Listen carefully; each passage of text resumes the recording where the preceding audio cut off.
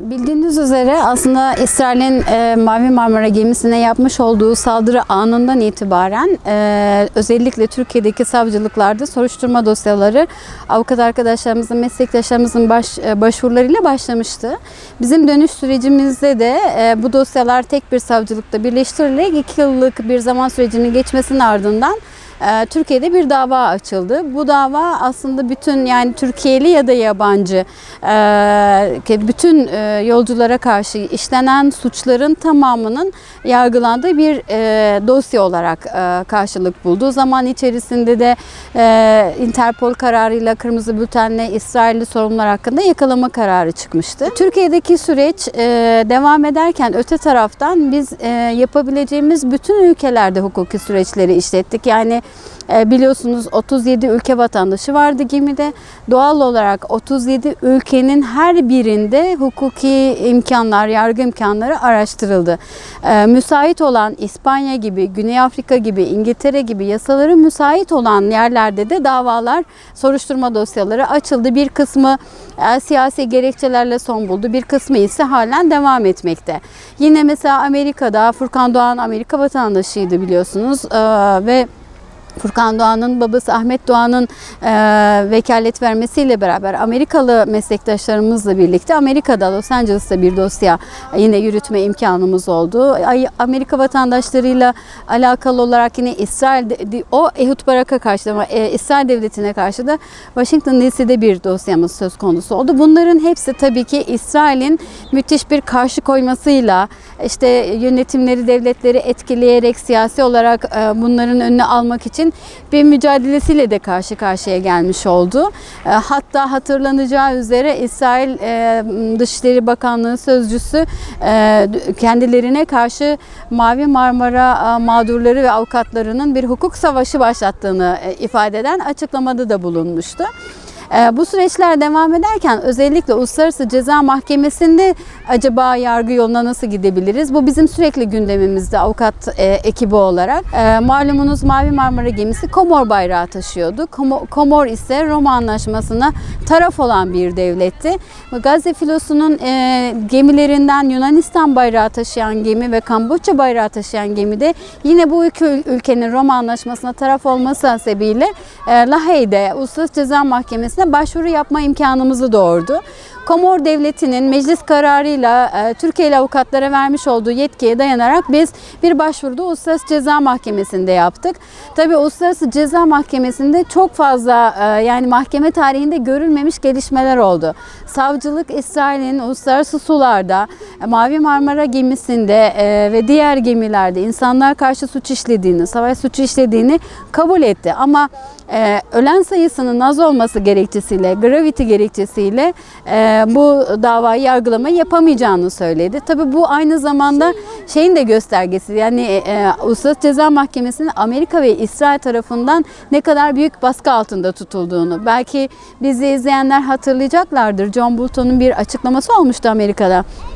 Eğer Uluslararası Ceza Mahkemesi'nde Amerika'ya ve Amerika'nın müttefiki olan İsrail'e karşı bir yargılama söz konusu olursa, böyle bir yargılamayı yapan savcılar ve hakimlerin Amerika'ya gittiklerinde tutulacağı, onların da yargılanacağı, Amerika'da gayrimenkullerine el konulacağı gibi böyle apaçık Uluslararası Mahkemenin savcıları ve hakimleri tehdit edildi. Biz de açıkçası bütün bu tehditleri görüyorduk ama mücadelemizi sürdürdük.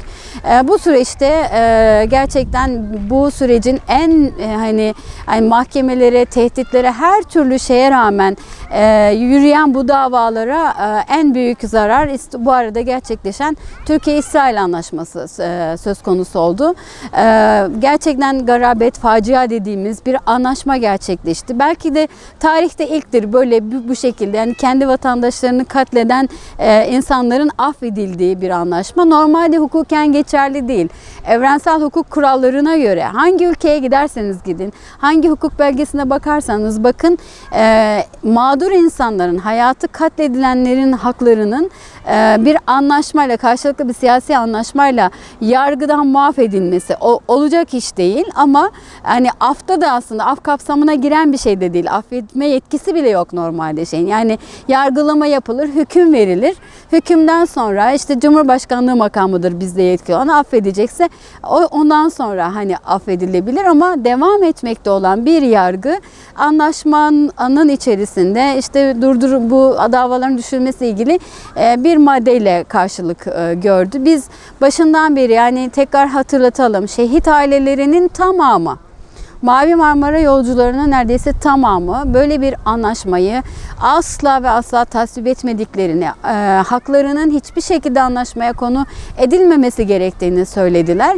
Ama bu yani gizli kapaklı da söylenmedi. Bu basın toplantılarıyla, defalarca yapılan basın toplantılarıyla ilan edildi. Ama buna rağmen mecliste böyle bir karar çıktı. Bence gerçekten hani bu Türkiye Büyük Millet Meclisi'nin üzerinde kara bir lekedir. O gün oy kullanan, ben bunun içine yer almayacağım deyip o gün güya oy kullanmaya gelmeyerek güya hani taraf belli eden, bence ikisi de aynı şey, gelip itiraz etmeleri gerekirdi. Veyahut Anayasa Mahkemesi'ne götürmeyen, iptal etmeyen, sorumluluğu olan, o iri ufaklı sorumlu olan bütün vekiller, bu halkın seçtiği insanlar bundan sorumlular. Bu anlaşma bir de Kudüs Ankara gibi bir gerçekten diplomatik bir faciayla imzalanarak yürürlüğe konuldu. Anlaşma sürecinde aslında siyaseten yapılan bir şey. Hadi diyelim ki bağımsız yargıya ne oluyor? Bağımsız yargı hukukun gereğini yapsın dersiniz. Maalesef bağımsız yargı bağımsız olmadığını ilan etti ve davayı hukuka aykırı bir şekilde düşürdü. Ben bazı şehit çocuklarının o duruşmadaki hıçkırarak ağlamalarını unutamıyorum. Çünkü o dava hesap sordukları davaydı işte. Yani gelip orada sanık sandalyesine oturmasalar da babalarının ya da evlatlarının, eşlerinin katledilmesinin hesabını sordukları, Gazze'de katledilenlerin hesabının sorulduğu bir dava olarak ona bir misyon yüklemişlerdi. Ve o gün hıçkıra hıçkıra o mahkeme salonunu terk ettiler. O gün canlarının çok yandığını o çocuklar bana söylediler bize, yani o ağlamaları esnasında. Biz ne yaptık? Yani yine pes etmedik. Hala hani büyük bir umutla itirazımızı gerçekleştirdik. İstinaf sürecini başlattık ve bugün Bölge Adliye Mahkemesi'nde bu süreç devam ediyor. Umarız bu hatadan dönülür. Türkiye yargısı bağımsız olduğunu bütün dünyaya gösterir. 37 ülkenin vatandaşının hakkının savunulduğu bir davaydı o dava ve bu dava tekrar kaldığı yerden görülmeye devam eder. Uluslararası Mahkemede de sürecimiz devam ediyor. Bütün İsrail baskılarına rağmen orada da gidebildiğimiz yere kadar yürüyeceğiz. Tabii ki bu mahkemeler kapansa da bizim için problem değil. Nihayetinde Mavi Marmara, Gazze'nin, Kudüs'ün, Filistin'in mücadelesi, bütün hukuk alanlarında mücadelemiz devam edecek. Türkiye'deki de Uluslararası Ceza Mahkemesi'nde de itiraz süreçlerimiz devam ediyor. Bekliyoruz. Yani mahkeme İsrail hakkında bir soruşturma açıp açmayacağına karar verecek. Ki yüksek mahkeme ile savcı birbiriyle çatışıyor şu anda. Yetki çatışması var mahkemede ilk defa.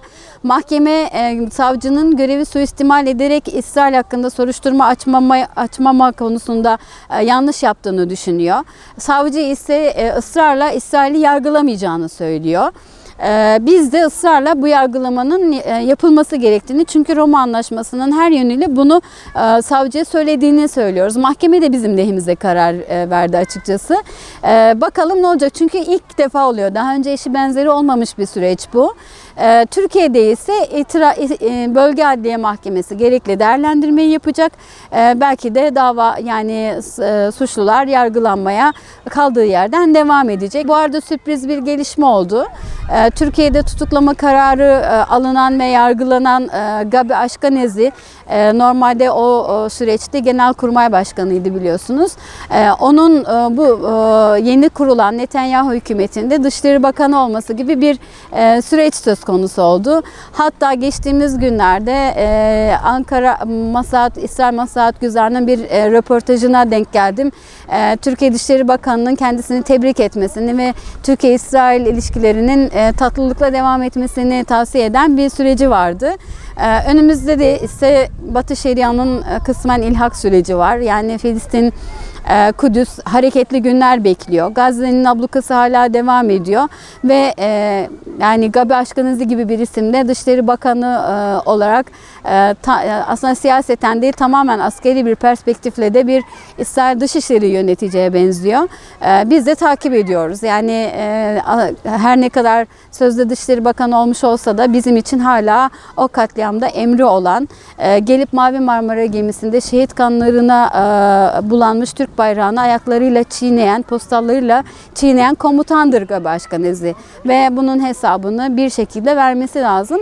Acı olan şey her yerde kısıtlanmış, İsrail'den çıkamaz olan bir katilin, hakkında yakalama kararı olan bir katilin bugün İsrail'i temsilen bütün her yerde dolaşabilir hale gelmesini Türkiye Büyük Millet Meclisi'nin sağlamış olmasıdır. Ve Türkiye yargısının sağlamış olmasıdır.